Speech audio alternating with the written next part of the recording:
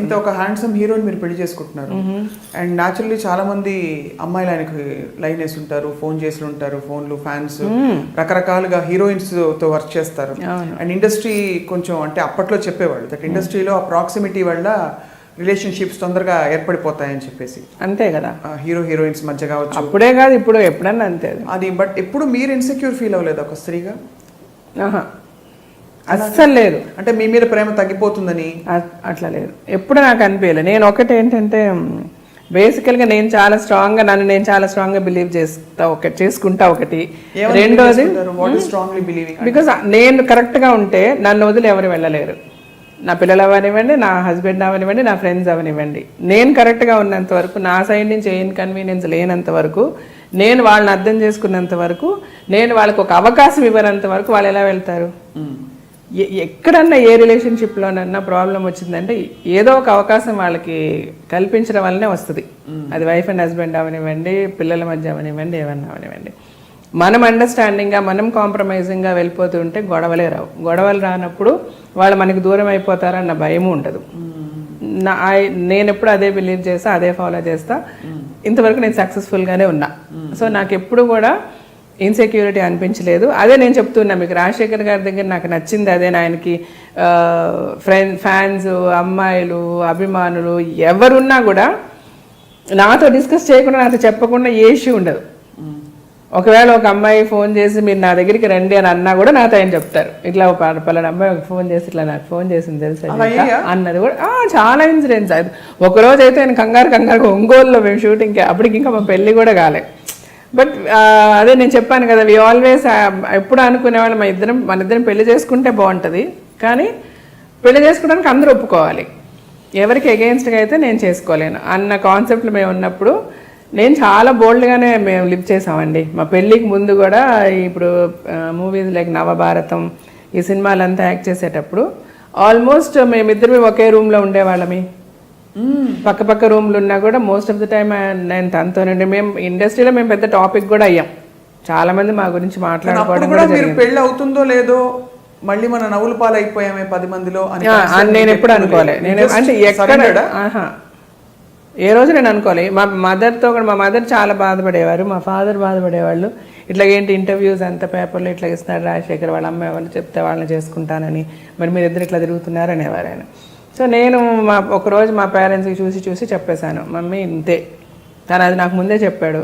So whether ఆయన వేరే పెళ్లి చేసుకున్నా చేసుకోకపోయినా, నేనైతే తను పెళ్లి చేసుకోకుండా మేము ఇలాగే ఉంటాం, మా రిలేషన్షిప్ ఇలాగే ఉంటుంది.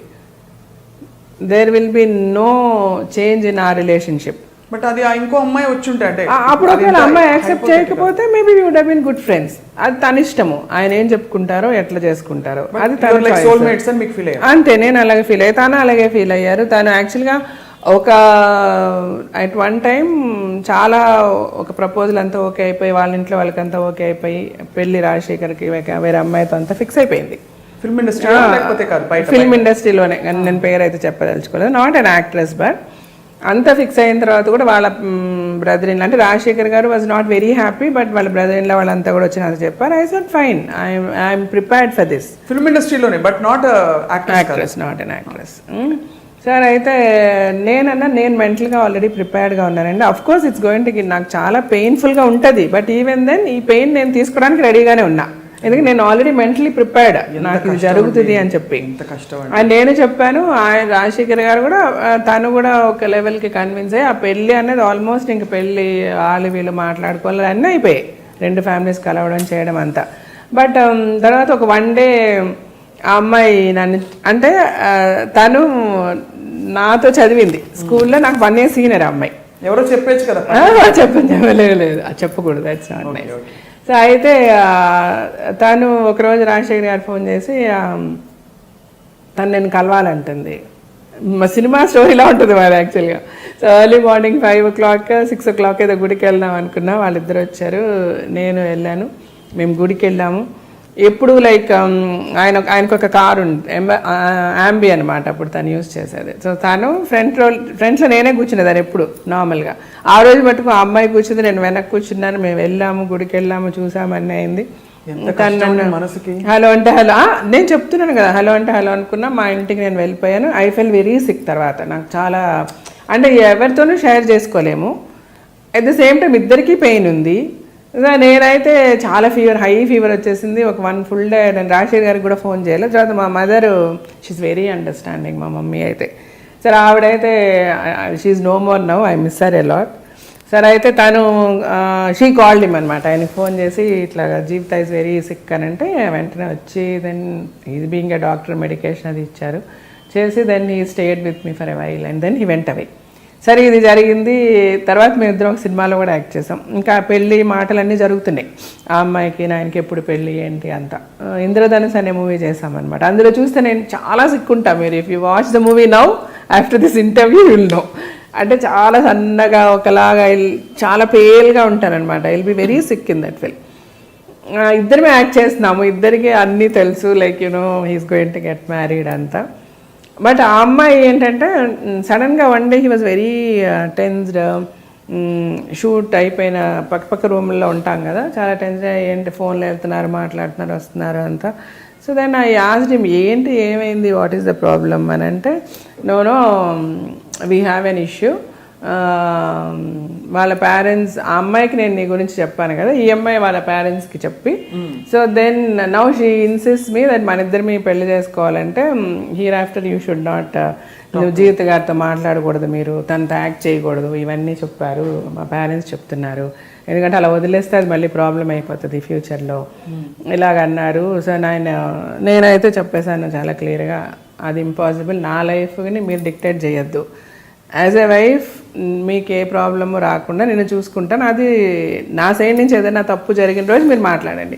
ఈరోజు మీరు వాళ్ళతో మాట్లాడద్దు, వీళ్ళతో మాట్లాడద్దు అని డిక్టేట్ చేయడం కరెక్ట్ కాదు. అండ్ నేను ముందే నీకు అమ్మాయి జీవితం తీసుకెళ్ళాను, మీకు పరిచయం చేశాను, మా రిలేషన్షిప్ చెప్పాను, అన్నీ నీకు చెప్పాను. అండ్ చదువుకున్న అమ్మాయి నువ్వు ఇట్లా చేయడం కరెక్ట్ కాదని నేను మాట్లాడుతున్నాను. నేను రైటా రాంగ్ అని అడిగారు ఆయన. I said right or wrong చెప్పే పరిస్థితులు అయితే నేను లేను.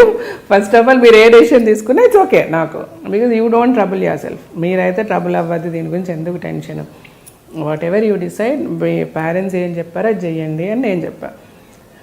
తర్వాత చాలా జరిగింది. నేనైతే తర్వాత మళ్ళీ కానీ నేను వెళ్ళి పడుకుని పోయాను. నెక్స్ట్ డే మార్నింగ్, ఆ రోజు నైట్ అంతా ఈయన మాట్లాడుతూనే ఉన్నారు ఆ అమ్మాయితో ఫోన్లో అని మా వాళ్ళు చెప్పారు, మా మేనేజర్లు వాళ్ళు వీళ్ళంతా. So then next day he told me, నేనైతే ఒప్పుకోలేదు. సో దెన్ వాళ్ళకి ప్రాబ్లం ఉందంట, అమ్మాయిని అమెరికా పంపించేశారు అని చెప్పారు.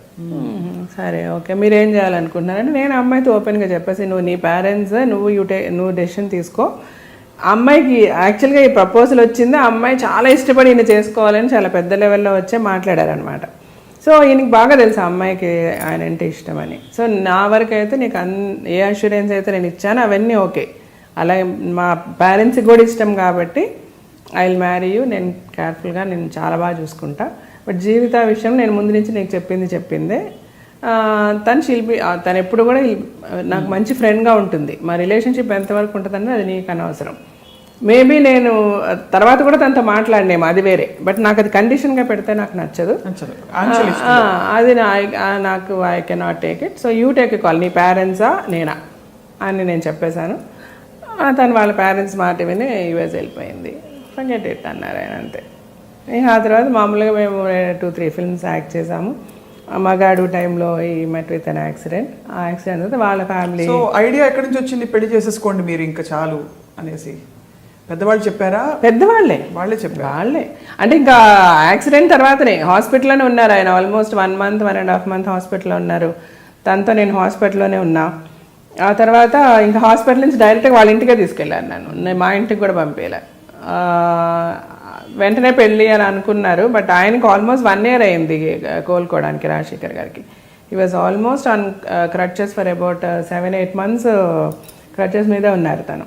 అప్పుడంతా నేను వాళ్ళ ఇంట్లోనే ఉన్నా. టోటల్ ఇంకా తను టేక్ కేర్ చేసిందంతా నేనే, నాకే వదిలేశారు మొత్తం.